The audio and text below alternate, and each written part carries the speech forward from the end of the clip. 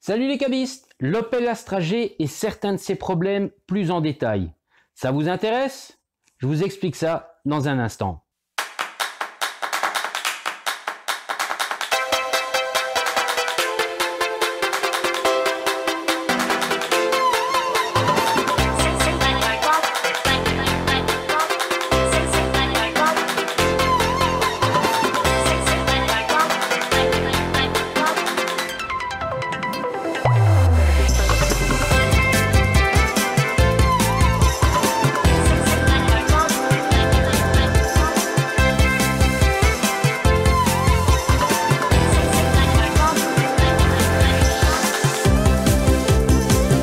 Bonjour à toutes et à tous et bienvenue chez l'expert du cabriolet.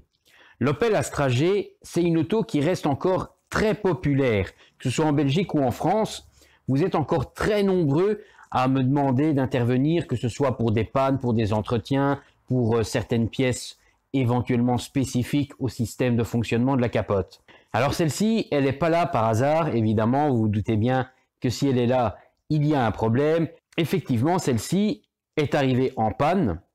Je vais donc devoir faire la recherche pour savoir qu'est-ce qui ne va pas, mais son histoire est plutôt assez rocambolesque, on va dire. C'est un petit peu rigolo, moins pour les propriétaires, mais c'est vrai que quand on entend ça de l'extérieur, on se demande mais où est-ce qu'on va? Pour faire simple, je vais vous résumer un petit peu l'histoire. Cette auto vient d'être achetée par ses nouveaux propriétaires. Elle a été achetée dans le sud de la France, donc les gens sont descendus la récupérer. On regardait l'auto, tout fonctionnait correctement, on va dire. Ils avaient donc pris la route du retour décapotée. Après un moment, ils ont marqué un arrêt et avant de redémarrer, ils se sont dit on va refermer la capote pour continuer la suite du trajet. Et lors de la fermeture de la capote, problème, en plein milieu du cycle, tout s'est arrêté. Elle ne fonctionnait plus ni dans un sens ni dans l'autre. Et là est un petit peu la chose bizarre.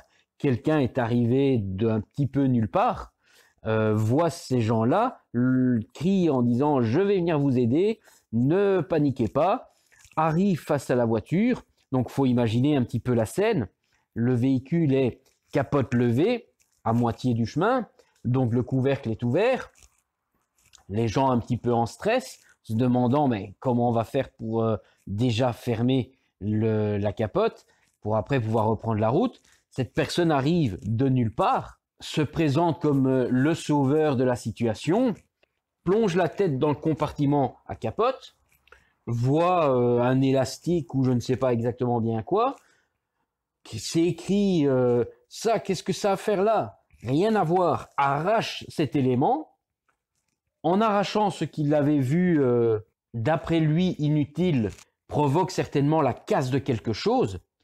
Et d'un coup d'un seul, tout retombe, la capote part vers l'avant, l'arrière part vers l'arrière, le couvercle retombe sur la capote, la dame était au volant, voit une giclée d'huile passer au-dessus de sa tête, tomber sur le tableau de bord, panique générale, qu'est-ce qui se passe, qu'est-ce qu'il a fait, d'où vient ce monsieur? Ni une ni deux, la personne relève l'arrière, pose le couvercle, tape l'arrière, enfin...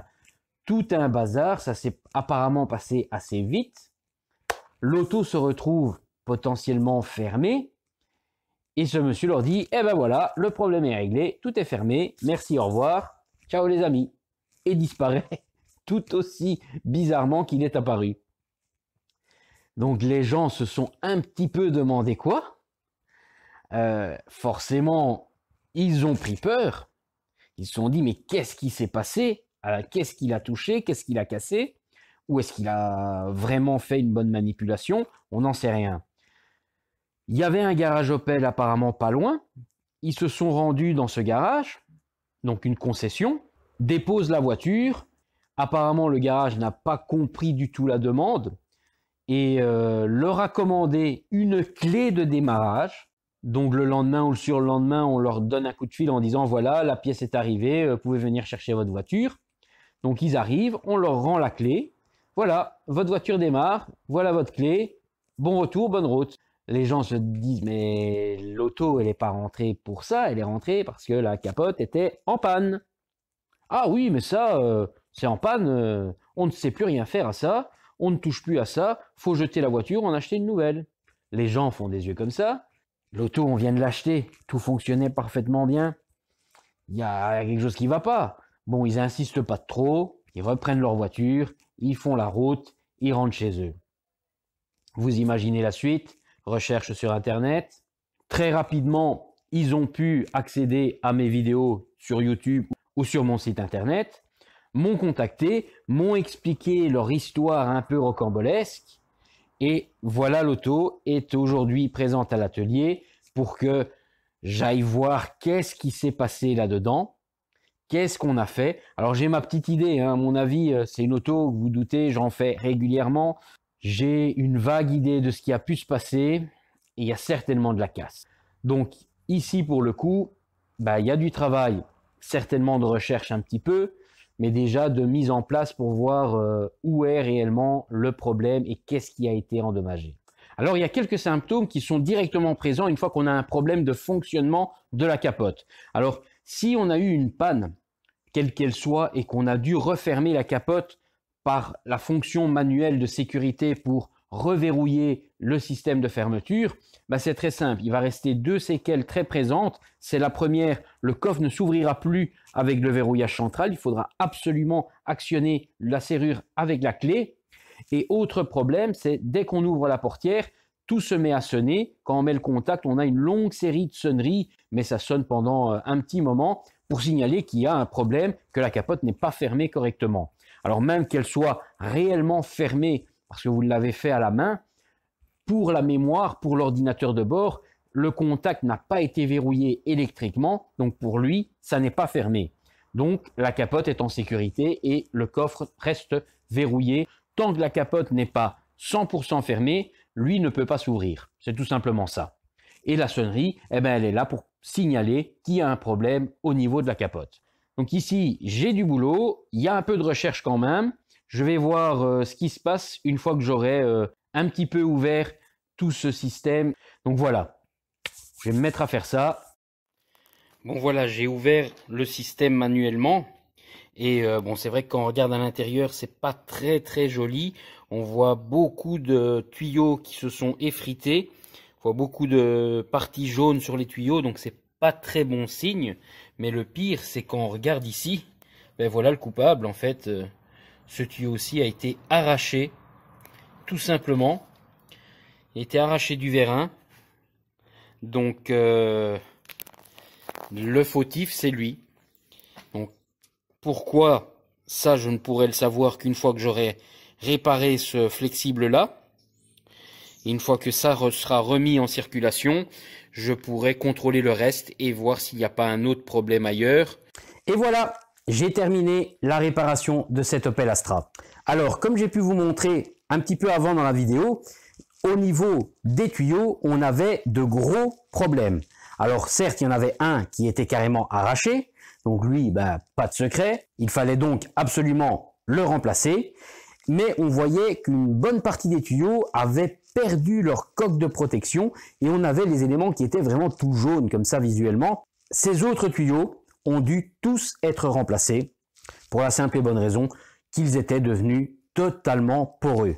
Ils n'étaient donc plus parfaitement étanches, donc plus hermétiques. La pression s'échappait tout simplement. Après les remplacements des différents éléments qui étaient endommagés, maintenant on a à nouveau une capote qui fonctionne bien, juste en appuyant sur le bouton. On va voir ça ensemble. Donc voilà, je vais me mettre au volant de cette voiture. Alors évidemment, il faut mettre le contact, tirer le frein à main. Par sécurité, je vais même mettre le moteur en route pour avoir vraiment toute la puissance. On peut le faire sans que le moteur ne tourne. Mais moi, je conseille quand même de mettre le moteur en route, surtout sur des voitures déjà assez âgées, avec des pompes qui ont déjà un certain âge. Ça va pour le coup tirer beaucoup moins sur la batterie et le mécanisme a plus de puissance. Donc voilà, j'appuie sur le bouton, j'ai mes vitres qui descendent et ma capote peut s'ouvrir tout à fait normalement.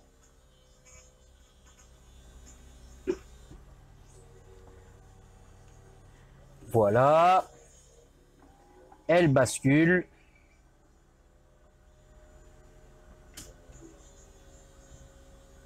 On attend bien que tout se referme et que les vitres remontent pour terminer le cycle. Voilà.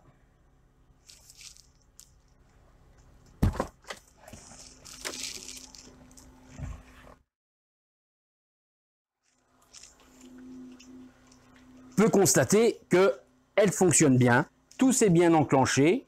L'abaissement des vitres, le relevage de la partie avant, le relevage de la partie arrière, l'ouverture du couvercle, le basculement vers l'arrière, la fermeture du couvercle et la remontée des vitres. Voilà, cette auto maintenant est à nouveau prête à aller se balader. Je vais quand même vous montrer que le travail fonctionne bien dans les deux sens. Je vais la refermer, comme ça, pas de surprise.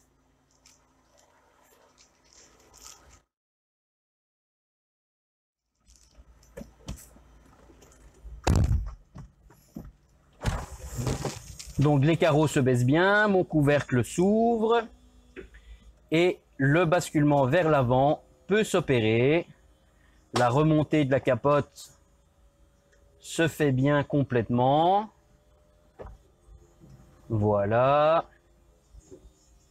À l'époque, c'était pas les plus rapides, mais bon, c'était 100% automatique.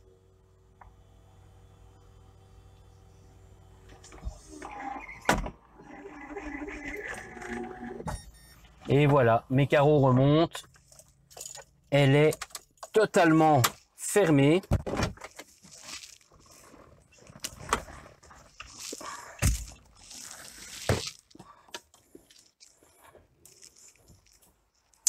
Et ben voilà, cette auto maintenant est tout à fait réparée.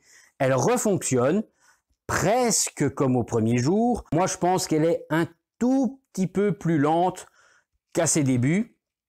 Les 20 ans sont là. À mon avis, c'est une auto qui a dû bien être utilisée. Au niveau du fonctionnement de la capote, c'est un peu normal qu'au bout de 20 ans, vu qu'elle n'ait pas eu toujours les entretiens peut-être bien en temps et en heure, ben maintenant la pompe est un petit peu fatiguée. Mais c'est vraiment rien de méchant tout ça. Là, ça fonctionne relativement bien.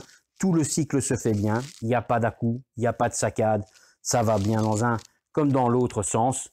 Rien à redire, cette auto est bonne pour le service. Et ben, si vous avez aimé la petite vidéo, n'hésitez pas, un petit pouce bleu. N'hésitez pas également à vous abonner si ce n'est pas déjà fait. Et à bientôt pour une prochaine vidéo. Ciao, ciao!